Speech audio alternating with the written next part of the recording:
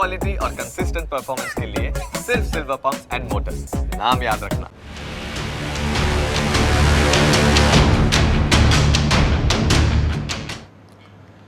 તો મહત્વપૂર્ણ સમાચારો સાથે શરૂઆત કરીશું। રાજધાની દિલ્હીનું રાજકારણ આજકાલ ચર્ચાના ચકડોળે છે।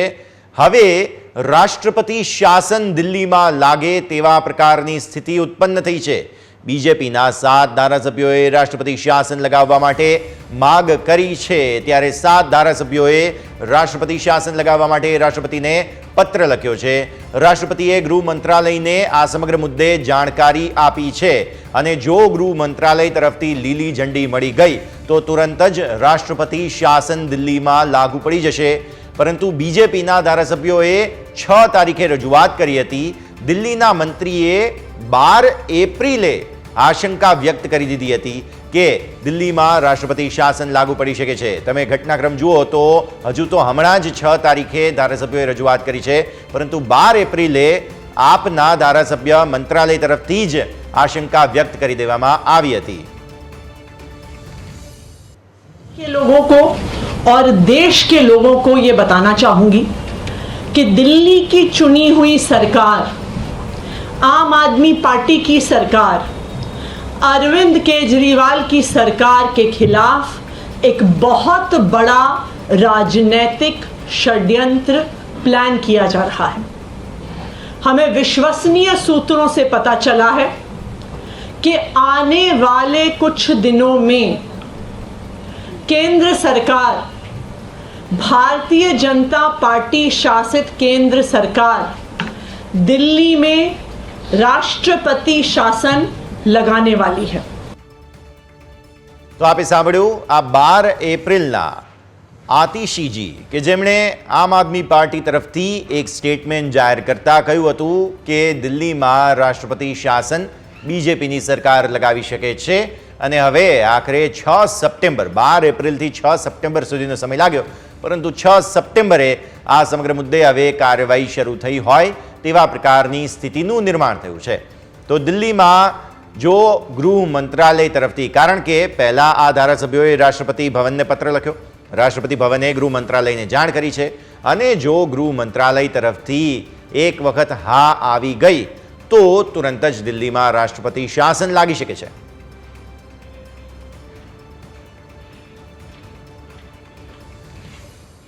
તો બીજેપીના પ્રવક્તા શ્રદ્ધા રાજપૂત અને કોંગ્રેસના પ્રવક્તા હિરેન બેંકર અત્યારે આપણી સાથે જોડાઈ રહ્યા છે। આપ બંનેનું સ્વાગત કરીએ છીએ ન્યૂઝ કેપિટલ ગુજરાત પર। અને સૌથી પહેલાં તો એ જ ખાસ સમજવા માગીશું કે દિલ્હીમાં કંઈક તો નવા જૂની થવા જઈ રહી છે। સ્વાભાવિક વાત છે, છેલ્લા ઘણા સમયથી મુખ્યમંત્રી એ પહેલાં એમના ખાસ એડ્યુકેશન મિનિસ્ટર આ તે બધી કાર્યવાહી બહુ બધી થઈ। દિલ્હીમાં ઘણા મંત્રીઓ, મંત્રી કક્ષાના વ્યક્તિઓ જેલમાં હતા, બહાર આવ્યા, આ તે ઘણી બધી ડેવલપમેન્ટ્સ થઈ છે અને એના કારણે અરાજકતાની સ્થિતિનું નિર્માણ થયું છે તેવું અહીં ખાસ કહેવામાં આવી રહ્યું છે અને એના કારણે થઈને રાષ્ટ્રપતિ શાસનની માગ ઉઠાવવામાં આવી છે। શ્રદ્ધાબેન, પહેલાં આપના પાસે આવીએ, કેમ કે બીજેપી તરફથી આ પ્રકારની અપીલ જ્યારે કરવામાં આવી છે, શું તમે સ્થિતિ જુઓ છો દિલ્હીની આજે જ્યારે રાષ્ટ્રપતિ શાસનની માગ થઈ રહી છે? છેલ્લા કેટલાય સમયથી દિલ્હીનું રાજકારણ ચર્ચાના ચકડોળે છે। શ્રદ્ધાબેન, સૌપ્રથમ તો હું એ કહેવા માંગીશ કે દિલ્હીના લોકોએ જે જનાધાર આપ્યો છે કે ચૂંટાયેલી સરકાર તેમની સેવા કરે, પરંતુ આ જે પાર્ટી છે કે જેનો જન્મ એ રીતે થયો હતો કે ભ્રષ્ટાચારની વાતો કરતી હતી, અન્ના હજારેના જે આંદોલનથી જન્મેલી આ પાર્ટી હતી, એના અમુક લોકો એને ખાસ કરીને અરવિંદ કેજરીવાલ અને એની જે ઠગબંધન છે પોતાનો રાજકીય સ્વાદ ખાટવા માટે એક પાર્ટી બનાવી। આંદોલનનો મૂળ મુદ્દો તો ક્યાંય એ લોકોએ ખોઈ નાખ્યો। અન્નાજીના જે પરિશ્રમ છે એના ઉપર એક પગ મૂકીને પોતાની રાજકીય સત્તા અને સેવા એમના માટે કશું જ નથી। એમની લાલચુ છે એ લોકો, એ આખા દેશને 10 વર્ષમાં દેખાઈ ગયો છે કે કેવા પ્રકારની આમ આદમી પાર્ટી લાલચુ છે। હમણાં હિરેનભાઈ બેંકર એમનો પક્ષ લે છે, પણ મને દુઃખ એ થાય છે કે જે શીલા દીક્ષિતે મુખ્યમંત્રી તરીકે દિલ્હીને બનાવ્યું હતું, દિલ્હીના લોકો એમને પ્રેમ કરે છે। હું બીજેપી તરફથી હોઈને કહી શકું છું કે શીલા દીક્ષિતજી મહિલા તરીકે એમનો એક પ્રેમ હતો દિલ્હીની જનતા પ્રત્યે, અને દિલ્હીની જનતા પ્રત્યે એમણે જે કામ કર્યું હતું એ જ શીલા દીક્ષિતજીને, સોનિયાજીને ઘણા કટુ શબ્દો અને ભ્રષ્ટાચારમાં લિપ્ત છે એવું કહીને મને લાગે છે કે આજે શીલાજીની આત્મા ખૂબ જ દુઃખી થઈ રહી હશે। એનો પક્ષ લેવા માટે જ્યારે કોંગ્રેસ જેવા ઠગબંધનો બેઠેલી છે તો મને લાગે છે આ બહુ દુઃખદ છે અને બિલકુલ સ્વતંત્ર ભારતના ઇતિહાસમાં કોઈ મુખ્યમંત્રી એવો નહીં હોય કે જેને કાયદાની રૂહે જે જેલની સજા થઈ હોય, જેલના સળિયાની પાછળ કોઈ કારણોસર હોય, તેને જેલમાંથી સરકાર ચલાવી હોય, પરંતુ અરવિંદ કેજરીવાલ એવા ભ્રષ્ટ સત્તા લાલચુ છે, પૈસાના લાલચુ છે કે એમણે આ સત્તા કોઈને આપી બી નથી. એમની પાસે છે, એમના ત્યાં બીજા ધારાસભ્યો છે કે જેમણે મુખ્યમંત્રી બનાવી શકે છે, જે બેન આતિશીજી વારે ઘડી આવીને બોલે છે, એમને પણ મુખ્યમંત્રીનો ચાર્જ આપી શકે છે. કેમ આપવા નથી માંગતા? કેમ બધું પોતાની પાસે તાનાશાહીની જેમ પોતાની પાર્ટીના બી મુખ્ય એ જ, સુપ્રીમો એ જ, મુખ્યમંત્રી બી એમને જ લેવું છે, બધા પદો એમને રાખ્યા છે અને બાકી બધી જ જગ્યાએ જે એમને અનુસાર એ પ્રકારનું શાસન રાખવું છે. તો આ બધી એમની પાર્ટી પોલિટિક્સ ને એમના સ્વાર્થના લીધે દિલ્હીની જનતાએ શું પાપ કર્યું છે કે દિલ્હીની જનતાનો શું વાંક છે? એટલે જ્યારે 7 લોકસભાના મેમ્બર ઓફ પાર્લામેન્ટ અને અમારા સંગઠન અને અન્ય ધારાસભ્યો જે ચૂંટાયેલા છે એમની પાસે જ્યારે રજૂઆત થતી હોય તો એ અમારો ધર્મ છે કે અમે દિલ્હીની જે જનતા છે એની સુખાકારી માટે ત્યાં મુખ્યમંત્રી ન હોવાના કારણે ઘણી બધી એવી એડમિનિસ્ટ્રેટિવ પ્રક્રિયા છે કે જ્યાં ખૂબ જરૂર હોય છે મુખ્યમંત્રી હોય અને એના સલાહ સૂચનોની કે આખું જે એડમિનિસ્ટ્રેશન ચલાવવાની એ ખોરંભે થયું છે. દિલ્હીની જનતા પરેશાન છે, તે પરેશાની છે અને સંવિધાનમાં દરેક જનતાને અધિકાર હોય છે અને જનતાના અધિકારને વાંચા આપવા માટે જ ત્યાં ચૂંટાયેલી પાંખ છે.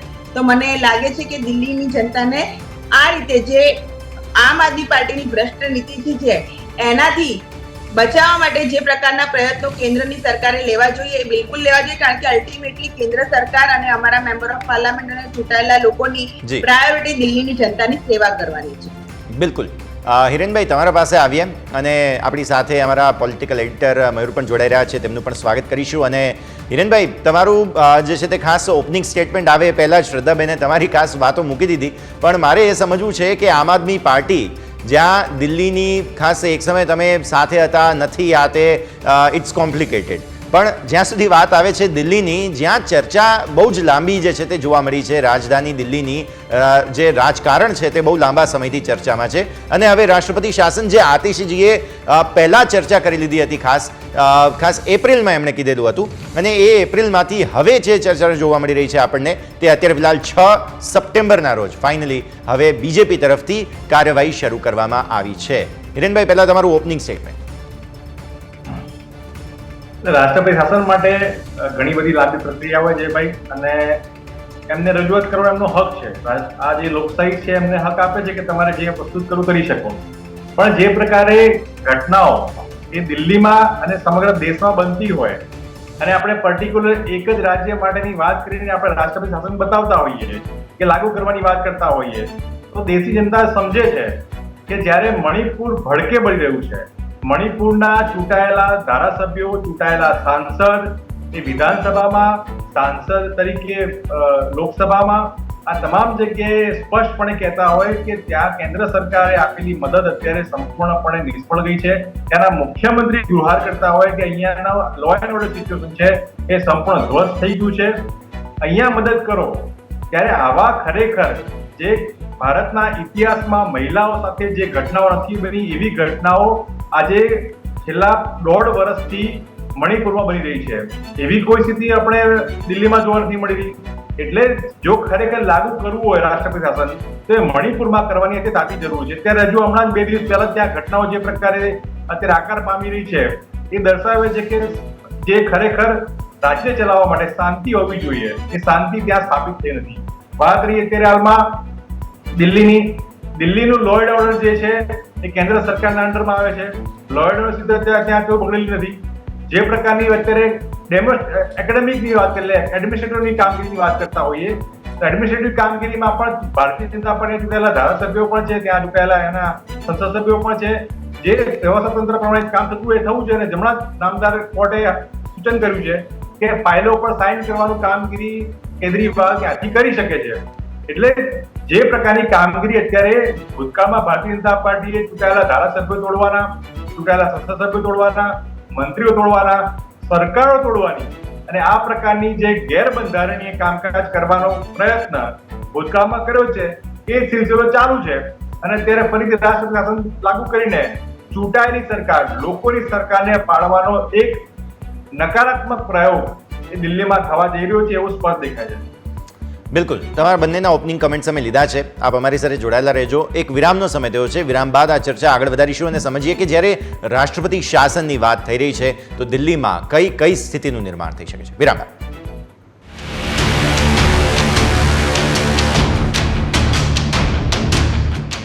બ્રેક બાદ આપનું સ્વાગત છે. અમારી વિશેષ રજૂઆતમાં આપણે ચર્ચા કરી રહ્યા છીએ કે દિલ્હીમાં રાષ્ટ્રપતિ શાસન લાગી શકે છે. આપણી સાથે કોંગ્રેસના પ્રવક્તા હિરેનભાઈ, બીજેપીના પ્રવક્તા શ્રદ્ધાબેન જોડાયેલા છે અને અમારા પોલિટિકલ એડિટર મયુર પણ આપણી સાથે જોડાઈ રહ્યા છે.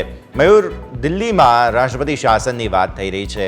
આપણે શરૂઆતમાં પણ ચર્ચા કરી કે જે પ્રકારે ખાસ દેશના અન્ય રાજ્યો જે બીજેપી શાસિત છે ત્યાં ખાસ અમુક અરાજકતાનો માહોલ હોવા છતાં પણ ત્યાં રાષ્ટ્રપતિ શાસન લાગુ પડતું નથી, પરંતુ દિલ્હીમાં આતિશીજીએ તો એપ્રિલમાં કહી દીધેલું અને હવે આખરે રાષ્ટ્રપતિ શાસન માટેની કાર્યવાહી શરૂ થઈ છે. મયુર.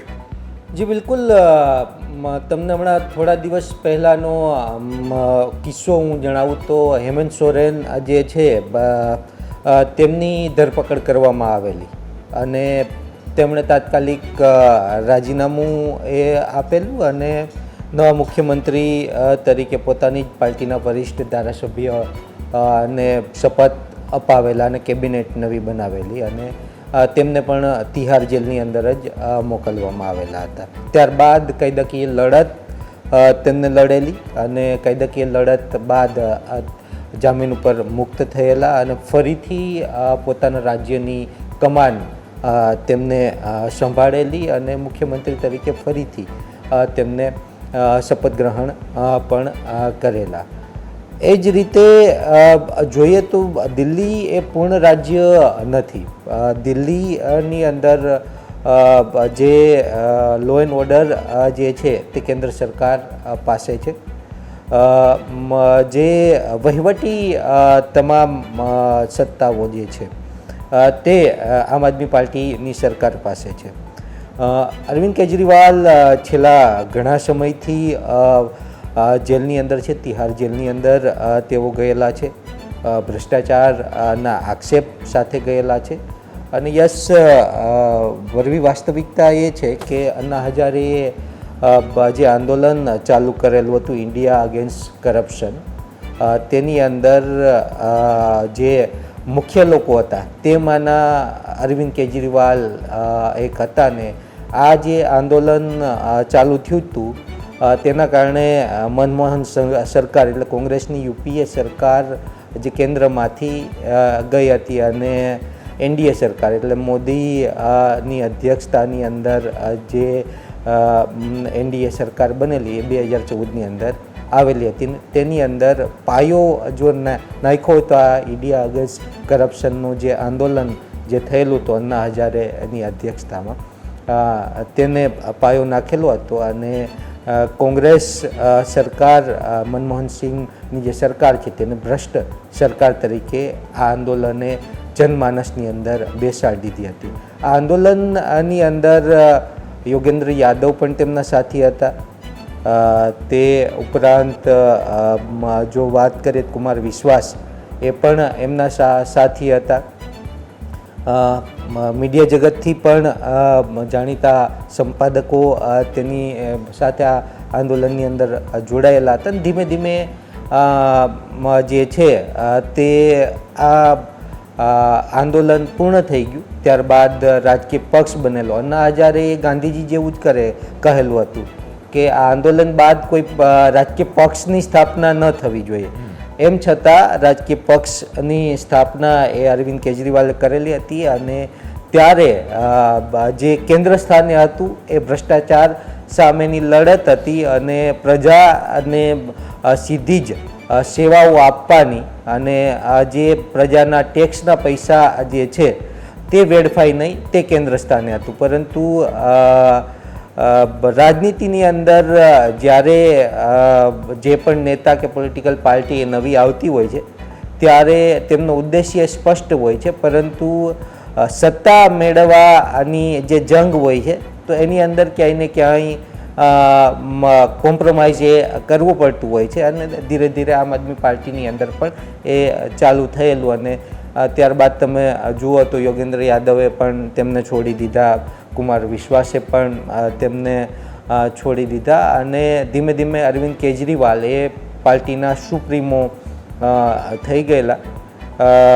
ભારતીય જનતા પાર્ટીને પણ અત્યારે અફસોસ એ થતો હશે કે જ્યારે પહેલી વખત આમ આદમી પાર્ટી એ ચૂંટણી લડતી હતી ત્યારે ભારતીય જનતા પાર્ટી શીલા દીક્ષિત સામે ચૂંટણી લડતી હતી અને સૌથી વધુ ધારાસભ્યો એમના હતા. ત્યારે સરકાર બનાવવાની પોઝિશનમાં હતા, પરંતુ ત્યારે લોકો જે છે એ એમની સાથે જનમાનસ નહીં રહે એ ડરથી એ સરકાર બનાવી નહોતી અને ત્યારબાદ ફરી રાષ્ટ્રપતિ શાસન લાગેલું અને ફરી ચૂંટણી થઈ અને આમ આદમી પાર્ટી એ બહુમતી સાથે આવેલી. એટલે હવે છેલ્લા ઘણા સમયથી વહીવટી પ્રક્રિયા જે છે એ ક્યાંય ને ક્યાંય તકલીફ થઈ રહેલી છે અને એ માટે ભારતીય જનતા પાર્ટીના 7 ધારાસભ્યોએ રાષ્ટ્રપતિને પત્ર લખેલો છે. હવે જોવાનું એ રહેશે કે ગૃહ વિભાગ કેવા પ્રકાર પોતાનો રિપોર્ટ આપે છે અને ત્યારબાદ કેવા પ્રકારની પ્રક્રિયા થાય છે. બિલકુલ, જોવા જેવી વાત એ છે કે આ સમગ્ર તમે ટેકનિકલ પ્રક્રિયા તો સમજાવી, પણ સાથે સાથે આપણે થોડી ક્ષણો પહેલાં ગોપાલ ઇટાલિયા સાથે પણ વાત કરી હતી ટેલિફોનિક. તેમણે એમ કહ્યું હતું કે મણિપુર છે કે જ્યાં આવી અરાજકતા છે તેમ છતાં પણ આમ આદમી પાર્ટીની જે સરકાર છે તે જગ્યાએ જ રાષ્ટ્રપતિ શાસનની માગ થાય છે. જ્યાં બીજેપી શાસિત રાજ્યોમાં આવી બધી તકલીફોનો સામનો કરવો પડી રહ્યો છે ત્યાં રાષ્ટ્રપતિ શાસનની માગ નથી થતી. શ્રદ્ધાબેન, આના પર હું તમારા કમેન્ટ્સ માંગીશ, બીકોઝ ગોપાલ ઇટાલિયાએ સીધા આક્ષેપો એવી રીતે જ લગાવ્યા છે કે બીજેપી જે છે તે માત્ર અને માત્ર આમ આદમી પાર્ટીની સરકાર પાડવા સિવાય એમનો કોઈ બીજો ઈરાદો નથી. જો પહેલી વસ્તુ એ છે કે મને લાગે છે કે એ લોકોનું જ્ઞાન ઓલવેઝ ઓછું હોય છે, કોઈ સ્ટડી નથી કરી શકતી. રાષ્ટ્રપતિ શાસન આપણા દેશમાં લગભગ 90 વખત લાગ્યું છે, જેમાં હાઈએસ્ટ રેકોર્ડ ડેફિનેટલી હિરેનભાઈને હું કોંગ્રેચ્યુલેશન કરું છું કે એમની પાર્ટી પાસે જ જાય છે કે 50 થી વધુ વખત જો આ દેશમાં ચૂંટાયેલા મુખ્યમંત્રીઓ છે અને એમની સરકાર હટાવી દેવાનું જો પુણ્યકામ જે સમજે છે એ કર્યું છે તે હિરેનભાઈની કોંગ્રેસ પાર્ટી કર્યું છે ને એક વખત એમણે આખા દેશ પર કટોકટી લાદી દીધી છે, બધાને ખબર છે. એટલે હિરેનભાઈ હવે આના વિશે કંઈ ન બોલે તો વધારે સારું છે. બીજી વાત જે તમે ભાઈની કહી છે તો અરાજકતાવાદી પાર્ટીના અરાજકતાવાળા લોકો છે. બંને વસ્તુ બંને રાજ્યોની અલગ અલગ છે. મણિપુરના મુદ્દે તમે આખું એક ડિબેટ સેશન લઈ શકો છો કે મણિપુરનો આખો મુદ્દો સ્વતંત્ર ભારતના ઇતિહાસમાં શું છે, ત્યાંની પરિસ્થિતિઓ શું છે. કોંગ્રેસના સમયમાં મણિપુરની નોર્થ ઇસ્ટની શું હાલત હતી અને અત્યારે ત્યાં કેટલી શાંતિ સ્થપાય છે ને કેન્દ્રના ગૃહ મંત્રાલયે કેટલા પગલાઓ લીધા છે. નોટ ઓનલી નોર્થ ઇસ્ટની વાત કરું, છત્તીસગઢની નક્સલબાડીની વાત કરું તો ત્યાં પણ ગૃહમંત્રી જયારે રાજનાથસિંહ હતા ને અત્યારે જે આપણા ગૃહમંત્રી છે અમિત શાહ સાહેબ, એ લોકો નક્સલાઇટ એરિયામાં ત્યાંના જે બેઝિક પ્રશ્નો છે એના ઉપર કામ કરે છે અને શાંતિ સ્થાપવાના ખૂબ જ સારા પ્રયત્નો જે સમુદાયો જોડે વાતચીત કરીને ટેબલ ઉપર બેસીને કર્યા છે. એ આખી પરિસ્થિતિ અલગ છે. દિલ્હીમાં કોઈ એવી પરિસ્થિતિ નથી. દિલ્હીમાં પરિસ્થિતિ મુખ્યમંત્રી પોતાની છે. મુખ્યમંત્રીએ પોતે ભ્રષ્ટાચાર કરેલો છે. ભ્રષ્ટાચારની રૂહે કાયદાકીય રીતે હાઈકોર્ટે અને સુપ્રીમ કોર્ટે એમને જામીન નથી આપી અને જેલના સળિયાની પાછળ છે. આ મુખ્યમંત્રીનો પોતાનો ભ્રષ્ટાચાર છે. ત્યાં કોઈ પ્રજાના પ્રશ્નો નથી. ત્યાંની પ્રજા બહુ શાંતિથી જીવી રહી છે. પોતાના એમના 7 મેમ્બર ઓફ પાર્લામેન્ટ બીજેપી તરફથી છે, અમુક ધારાસભ્યો જે છે દિલ્હી સરકારના પોતાના આમ આદમી પાર્ટી તરફથી છે, થોડા અમારા તરફથી છે. એટલે ત્યાંની પ્રજાનો કોઈ એવો ભેદ નથી કે એમને આ સહન કરવું પડે. આખી વસ્તુ છે તમે મુખ્યમંત્રી અત્યારે અરવિંદ કેજરીવાલ શાસન ચલાવી રહ્યા હોત તો કોઈ આ પત્રની જરૂર નથી. અને હું તો અત્યારે પણ કહું છું કે આતિશીબેનને કે કોઈને બી જેને ગમે એને મુખ્યમંત્રીનો ચાર્જ આપી શકે છે. જી બિલકુલ, તમે કહો છો એ બરાબર છે. મારે એ જ મુદ્દા સાથે હિરેનભાઈ તમારા પાસે આવવું છે કે જેટલા પણ ભૂતકાળમાં કોઈ પણ વ્યક્તિગત કેસ જ્યારે પણ લાગે છે, કોઈ પણ આરોપ લાગે છે, તેમની સામે કેસ ચાલતો હોય તો એ કોઈ પણ મુખ્યમંત્રી હોય કે વડાપ્રધાન એમણે રાજીનામું આપેલું છે. શું તમને એવું લાગે છે કે નૈતિકતાના આધાર પર અરવિંદ કેજરીવાલે રાજીનામું આપી દેવું જોઈએ? હિરેનભાઈ, ભારતીય જનતા પાર્ટીની તકલીફ એ છે કે એમને એવું છે કે હું જ પોલીસ, હું જ ન્યાયાધીશ, હું જ જનતા અને હું જ બધું. હવે ભારત દેશમાં લોકશાહી અને લોકતંત્રનું રાજ ચાલે છે, ભાજપનું રાજ નથી ચાલતું. એટલે એમને જે ભૂતકાળમાં જે વાતો કરી કે કોંગ્રેસે કટોકટી કરી છે, કોંગ્રેસે રાષ્ટ્રપતિ શાસન લાગ્યું હતું ને એના જ કારણે આજે સમગ્ર ભારત દેશ અખંડ બન્યો છે. જે પ્રકારે અત્યારે મણિપુરને અંગત ન હોય એ રીતે આપણે એને અલગ થલગ કરી નાખ્યું. વિશ્વની અલગ અલગ સાંસદોમાં મણિપુરના મુદ્દે ચિંતા વ્યક્ત કરવામાં આવે, અહીંયા આપણે એની ચિંતાને એક હરફ ઉચ્ચારવાની વાત દૂર રહી અને આપણે ચિંતા કરી દિલ્હીની. શ્રદ્ધાબેને સારી વાત કરી કે ત્યાં એવી કોઈ આપણે કાયદા વ્યવસ્થાની તકલીફ નથી, એવું તે પોતે સ્વીકારે છે. તકલીફ કઈ છે? તકલીફ એ છે કે પેટ દુખે છે અને તૂટે છે માથું. આ પ્રકારની વાત એટલા માટે કે સરકારને જે પ્રકારે કેન્દ્ર સરકારની કામગીરી કરવી જોઈએ ત્યાં લો એન્ડ ઓર્ડર સિચ્યુએશન સાથે જવાબદારી કેન્દ્ર સરકારની છે. કેન્દ્ર સરકાર ત્યાં આગળ લો એન્ડ ઓર્ડર સિચ્યુએશન સાથે નથી. વ્યવસ્થાની વાત કરવામાં આવે તો મ્યુનિસિપલ કોર્પોરેશનમાં ભારતીય જનતા પાર્ટી કામગીરી કરતી હોય છે. એટલે જે પ્રકારે ચૂંટાયેલી સરકારોને તોડવાનું કામ એ ભારતીય જનતા પાર્ટી ભૂતકાળમાં કરી છે. આમ આદમી પાર્ટીનો હું પ્રવક્તા નથી, પણ એટલું ચોક્કસપણે માનું છું કે જે પ્રકારે મહારાષ્ટ્રમાં સરકાર બનાવી રાત્રે 12 વાગે લોકો જનતા ઊંઘી ગઈ હોય અને ત્યારે આપણે શપથ લેવાની વાત કરતા હોઈએ. ગોવામાં પાટલા પાડે સરકાર બનાવવાની, મધ્યપ્રદેશમાં પાટલા પાડે સરકાર બનાવવાની, ગુજરાતમાં તો આપણને ખબર છે. તમારી વાત યોગ્ય છે, પણ હિરેનભાઈ આપણે સવાલ હવે એ થાય છે કે અરવિંદ કેજરીવાલે આટલા આક્ષેપો છે, તેઓ જેલમાં છે, તેમ છતાં પણ રાજીનામું નથી આપતા, તો બીજા કોઈને તેઓ જવાબદારી શા માટે નથી સોંપતા? જી બિલકુલ. હું હવે આવું મયુર તમારા પાસે. જેમ શ્રદ્ધાબેન કહી રહ્યા હતા, શું અત્યારે ફિલહાલ નૈતિકતાના ધોરણે એક વખત કોઈ બીજાને પાવર આપીને તો જુએ? કેમ કે શરૂઆતથી તમે પણ કહી રહ્યા હતા કે બધા અલગ અલગ એસોસિએટ્સ હતા તેમની સાથે, બધા છોડીને જતા રહ્યા. કેજરીવાલ એકહથ્થું શાસન ચલાવે છે અને હજુ પણ જેલમાંથી તેઓ પોતે જ ચલાવે છે, હજુ પણ એમનાથી પાવર છૂટતો નથી. તો આવી સ્થિતિમાં એમણે રાજીનામું ના આપી દેવું જોઈએ? યસ, આની અંદર સવાલ એ છે કે જ્યારે પણ દેશની અંદર કોઈ રાજકીય પક્ષ એ મોટો થતો હોય અને મોટો થઈ ગયો હોય ત્યારે એ પક્ષ એ ભૂલી જાય છે કે એમને શું ફેસિંગ કરેલું છે.